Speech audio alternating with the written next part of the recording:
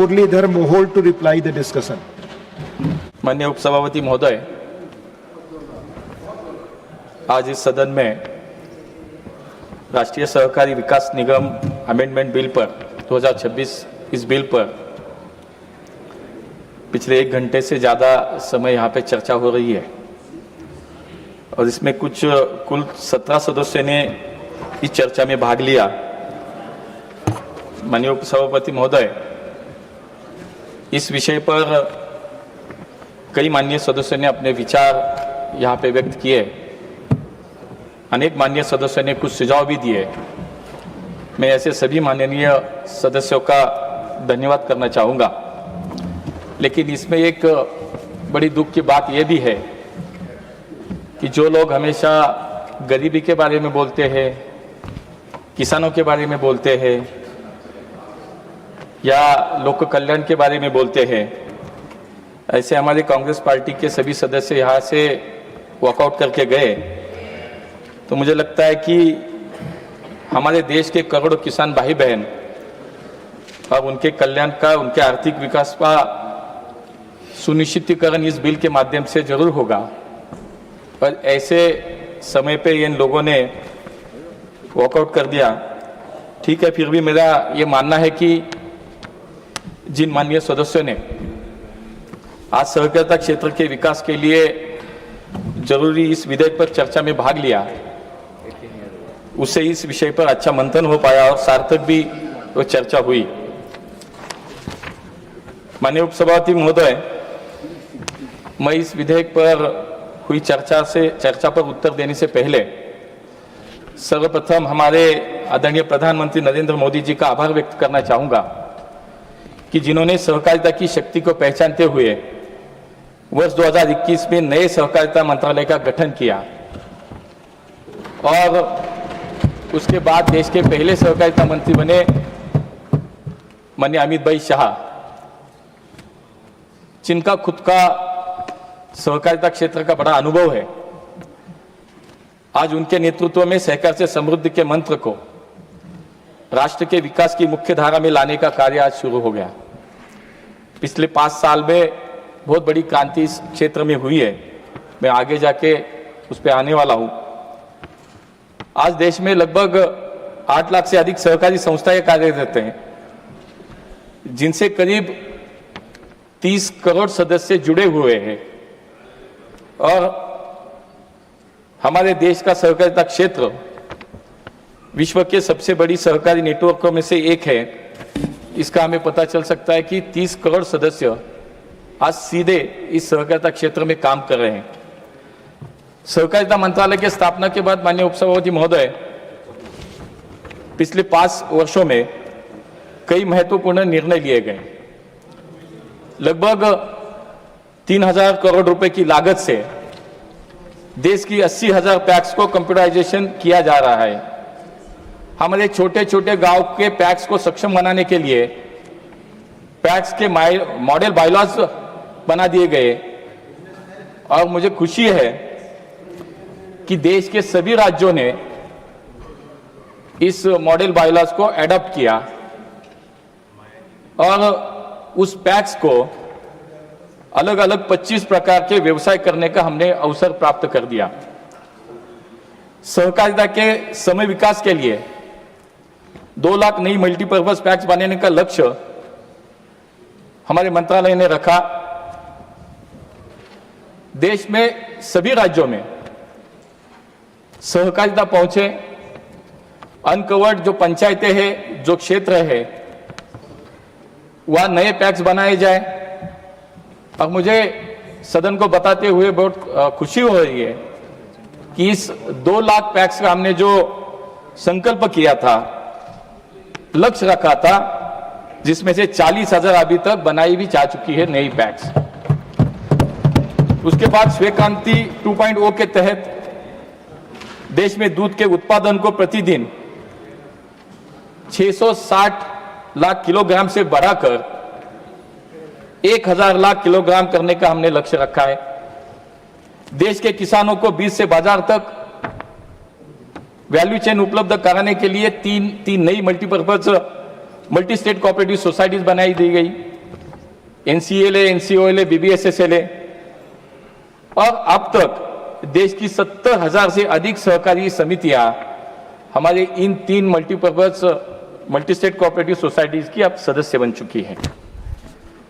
माननीय उपसभापति महोदय, देश में सहकारी विकास शहरी सहकारी बैंकों के लिए एक अम्ब्रेला ऑर्गेनाइजेशन का गठन किया गया। ग्रामीण बैंकों के लिए सहकार सारथी की स्थापना की गई। सहकारी क्षेत्र को ट्रेंड और स्किल मैन पावर उपलब्ध कराने के लिए त्रिभुवन सहकारी यूनिवर्सिटी की स्थापना की गई। इस यूनिवर्सिटी से आने वाले 5 वर्षों में 17 लाख युवा प्रशिक्षित होकर सहकारी क्षेत्र में अपना योगदान देंगे। 2002 के बाद पहली बार सहकारिता क्षेत्र के लिए नई सहकारिता नीति का अनावरण किया गया, जो अगले 20 वर्षों के लिए सहकारिता क्षेत्र का विकास और विस्तार सुनिश्चित करेगा। और उसके बाद बहुत सदस्यों के उनके भाषण में भी आया कि जो मुद्दा मैं बोलने वाला कि अब मोबिलिटी के क्षेत्र में भी सहकारिता की भावना पर आधारित हमारी भारत टैक्सी की अब शुरुआत हो गई है। ऐसे 163 से अधिक 163 से अधिक इनिशिएटिव पिछले केवल 5 वर्षों में लिए गए।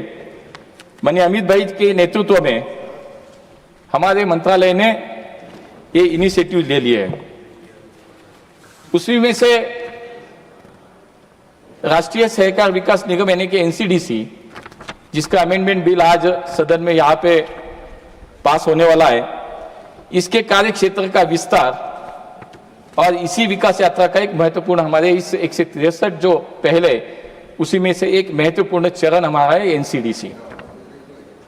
माननीय उपसभापति महोदय, पिछले 6 दशकों से यानी कि 60 साल से एनसीडीसी देश भर में सहकारी संस्थाओं को वित्तीय सहायता प्रदान करके कृषि, डेयरी, फिशरीज, स्टोरेज और ग्रामीण आजीविका को सशक्त बनाने का कार्य कर रही है।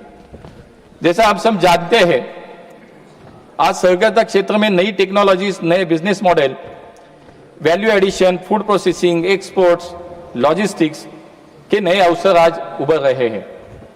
इसके लिए आवश्यक है कि राष्ट्रीय सहकारी विकास निगम अधिनियम 1962 को वर्तमान और भविष्य की जरूरतों के अनुरूप आधुनिक बनाया जाए, ताकि एनसीडीसी आने वाले वर्षों में सहकार क्षेत्र के विकास को अधिक गति प्रदान करे।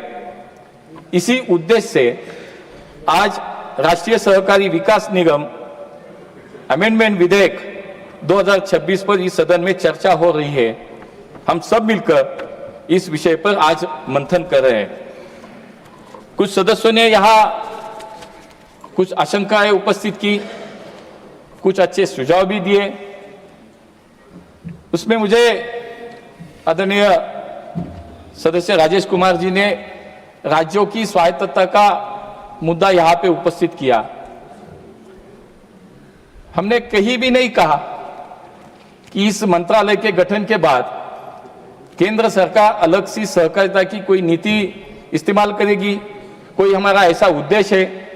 हमने हर बार राज्य सरकारों को साथ में लेकर ही काम किया है, जिसका उदाहरण मैंने अभी दिया कि जो पैक्स के लिए हमने मॉडल बायलॉज बनाए, देश के सभी राज्यों ने, आपके भी राज्य ने राजेश जी, इस मॉडल बायलॉज को एडॉप्ट किया है। और जहां तक राज्य के कोऑपरेटिव स्टेट कोऑपरेटिव का सब्जेक्ट है, मैं सदन को बताना चाहूंगा कि आज पूरे देश में 80,000 पैक्स का कंप्यूटराइजेशन चल रहा है, जिसके लिए 3,000 करोड़ की लागत आज इसमें लगी है। इसमें हमने ये नहीं देखा कि कौन से राज्य में किस पार्टी की सरकार है। गुजरात है, महाराष्ट्र है, एमपी, यूपी में हमारी सरकार तो वहीं पे काम करेगी, ऐसा नहीं है। हम आज तमिलनाडु में भी काम कर रहे हैं, वेस्ट बंगाल में भी काम कर रहे थे, केरला में भी काम कर रहे हैं। तो ये नीति स्पष्ट है कि सहकारिता को बढ़ावा देना है, सहकारिता के माध्यम से हमारे किसानों का जीवन समृद्ध करना है। और इसी भावना से मुझे लगता है कि हम लोग इस पे काम कर रहे हैं। आपकी सरकार को भी एनसीडीसी के माध्यम से जब हमारी सरकार आई तो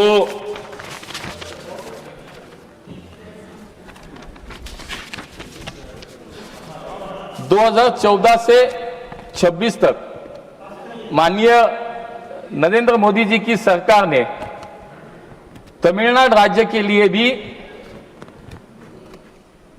एनसीडीसी के माध्यम से 756 करोड़ की लागत यहां पे वितरित की है। तो मुझे लगता है कि इन सदस्यों ने जो कहा है तो उसके बारे में यहां पे नीति स्पष्ट है।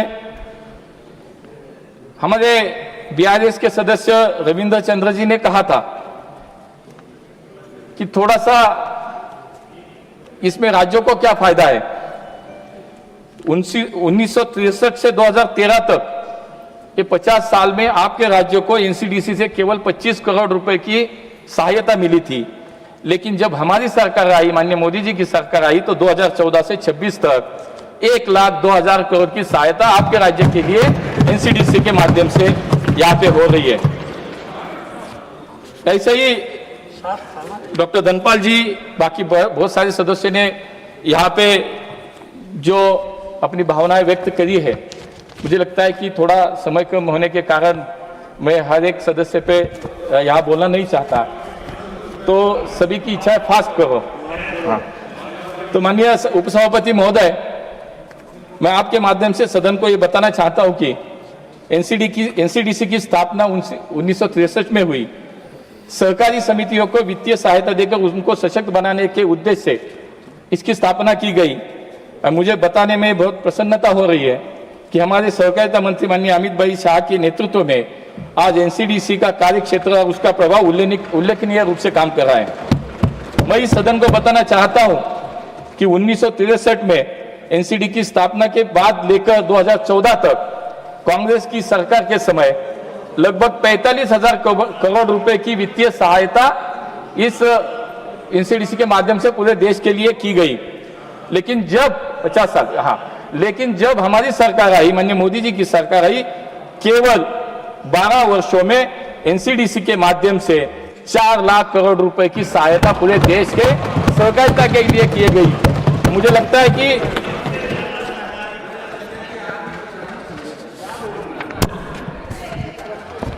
एनसीडीसी का, माननीय उपसभापति महोदय, एनसीडीसी का प्रमुख उद्देश्य की देश भर की सहकारी संस्थाओं को मजबूत करना, उनको विकसित करना और आगे विस्तार करना। इसलिए एनसीडीसी के द्वारा विभिन्न सरकारी योजनाओं के माध्यम से लोन, सब्सिडी और ब्याज सहायता जैसी वित्तीय सहायता उपलब्ध कराई जाती है। कृषि, एफपीओ और मत्स्य क्षेत्र को बढ़ावा देने के लिए अनेक योजनाएं यहाँ पे लाई गई है। एनसीडीसी ने भारत सरकार से मिले 1,000 करोड़ रुपए के अनुदान से वर्ष 2023-24 और 24-25 में देश में 56 चीनी मिलों को लगभग 10,000 करोड़ रुपए की वित्तीय सहायता दी है। आज एनसीडीसी इथेनॉल प्लांट को जनरेशन यूनिट जैसे सभी क्षेत्रों में निवेश से चीनी उद्योग में वृद्धि सुनिश्चित कर रहा है। एनसीडीसी ने हमारे देश के किसानों को बीज से बाजार तक वैल्यू चेन उपलब्ध कराने के लिए एक्सपोर्ट के लिए एनसीएल, बीज संवर्धन और प्रचार प्रसार के लिए बीबीएसएसएल और ऑर्गेनिक उत्पादनों के लिए एनसीओएल जैसी राष्ट्रीय स्तर की बहुराज्यीय सहकारी समितियों को शेयर कैपिटल में भी योगदान दिया है। देश में शहरी सहकारी बैंकों के लिए अम्ब्रेला ऑर्गेनाइजेशन और ग्रामीण बैंकों के लिए सहकार सारथी की शेयर कैपिटल में भी एनसीडीसी ने महत्वपूर्ण योगदान दिया है। सहकारिता की भावना पर आधारित भारत टैक्सी के गठन में भी एनसीडीसी ने अग्रणी भूमिका निभाई है। फरवरी 2026 में शुभारंभ के बाद अब तक भारत टैक्सी के लगभग 8 लाख से अधिक सारथी और लगभग 43 लाख से ग्राहक पूरे देश भर में हमसे जुड़े हैं। केवल 5 महीनों में इसके व्यापार से करीब, अभी हमने कहा, इसमें कहा है कि चालक ही मालिक बनेगा, तो उसके अकाउंट में पिछले केवल 5 महीनों में हमारे सारथी जो भाई है, बहनें हैं, उनके अकाउंट में सीधे 80 करोड़ रुपए अब जमा हो गए। ये बदलता हुआ भारत, ये बदलता हुआ हमारे मोदी सरकार की एक इनिशिएटिव है। और हाल ही में एनसीडीसी ने आंध्र प्रदेश के विजयवाड़ा में भी नया क्षेत्रीय कार्यालय उनका खोला है, उनका कार्य का विस्तार हो रहा है। जम्मू कश्मीर, लद्दाख, सिक्किम, मणिपुर, मिजोरम, त्रिपुरा, अरुणाचल प्रदेश, मेघालय और नागालैंड में, इन राज्यों में भी अब नए उप कार्यालय एनसीडीसी के शुरू हो गए हैं। माननीय उपसभापति महोदय, आज सहकारी क्षेत्र का स्वरूप, आकार और आवश्यकताएं पहले की तुलना में कई अधिक व्यापक और विविधतापूर्ण हो चुकी है। हाल ही के वर्षों में आदरणीय प्रधानमंत्री जी के मार्गदर्शन में और आदरणीय अमित भाई के नेतृत्व में देश की सहकारी क्षेत्र में एक बड़ा उल्लेखनीय विस्तार भी हुआ है। आज सहकारी विकास केवल पारंपरिक सहकारी समितियों तक सीमित नहीं है, बल्कि इंफ्रास्ट्रक्चर, टेक्नोलॉजी, प्रोसेसिंग, मार्केटिंग, वित्तीय सेवाएं और अन्य संबंधित गतिविधियों से जुड़े अनेक क्षेत्रों में बढ़ रहा है। आज का ये अमेंडमेंट सहकारी समितियों की भूमिका को कम करने के लिए नहीं, बल्कि एनसीडीसी को समय के अनुसार बदलती आवश्यकताओं को ध्यान में रखकर अधिक सक्षम बनाएगा। माननीय उपसभापति महोदय, मैं आपके माध्यम से सदन को यह भी अवगत करना चाहता हूं, इससे पहले भी एनसीडीसी के अधिनियमों में समय पर बदलाव किए गए हैं।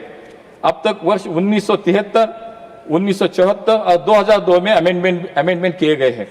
हमारी सरकार आज जो अमेंडमेंट लेकर आई है वो एनसीडीसी की मूल भावनाओं को बनाए रखते हुए उसे वर्तमान आवश्यकताओं के अनुरूप अधिक सक्षम और प्रभावी बनाने का एक संकल्प है। इस विधेयक में कोऑपरेटिव डेवलपमेंट की एक व्यापक परिभाषा जोड़ी गई है।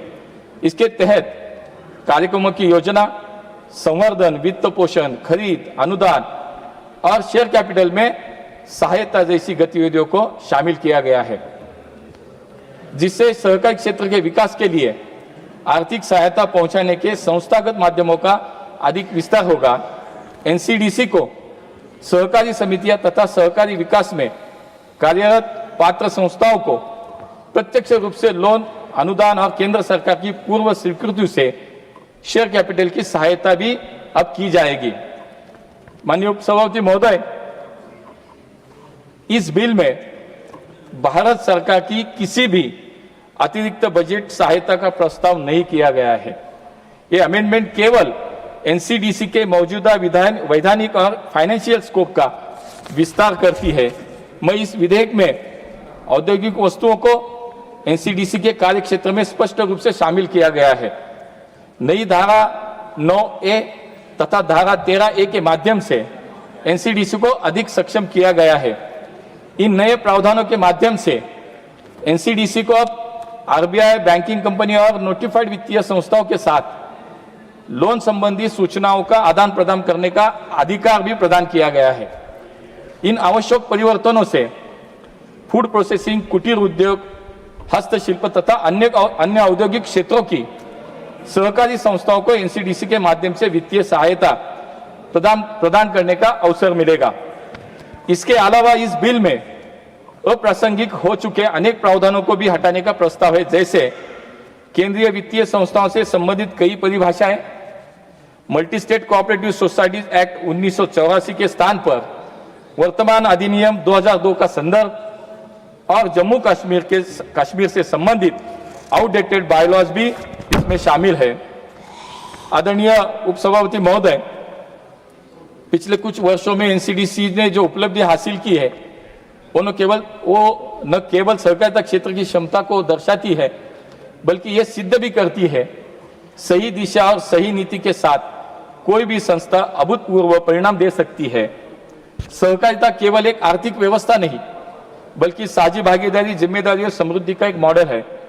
आदरणीय प्रधानमंत्री जी के मार्गदर्शन में और आदरणीय हमारे सहकारिता मंत्री अमित भाई के नेतृत्व में सहकारिता क्षेत्र को सशक्त बनाने के लिए अनेक ऐतिहासिक कदम उठाए गए हैं। आज का ये एनसीडीसी का अमेंडमेंट बिल उसी विकास यात्रा का एक महत्वपूर्ण चरण है। ये अमेंडमेंट एनसीडीसी को सशक्त बनाने तक सीमित नहीं है, बल्कि संपूर्ण कोऑपरेटिव इकोसिस्टम को अधिक मजबूत, आधुनिक और आत्मनिर्भर बनाएगा और देश के आर्थिक और सामाजिक विकास में अधिक प्रभावी योगदान देगा। मुझे पूरा विश्वास है कि इस अमेंडमेंट से हमारे देश के किसान, ग्रामीण उद्यमी, महिलाएं, युवा तथा देश के करोड़ों सहकारी सदस्यों के लिए नए अवसर उपलब्ध होंगे और माननीय प्रधानमंत्री जी के सहकार से समृद्धि के संकल्प को और गति मिलेगी। अंत में मैं फिर से एक बार आप सभी से विनती करता हूं कि हम सब मिलकर सहकारिता क्षेत्र के इस क्षेत्र के विकास और विस्तार के लिए, देश के करोड़ों किसान भाई बहनों के लिए, उनके कल्याण के लिए एक स्वर में सर्वसम्मति से इस विधेयक को पारित करें। धन्यवाद माननीय मंत्री जी।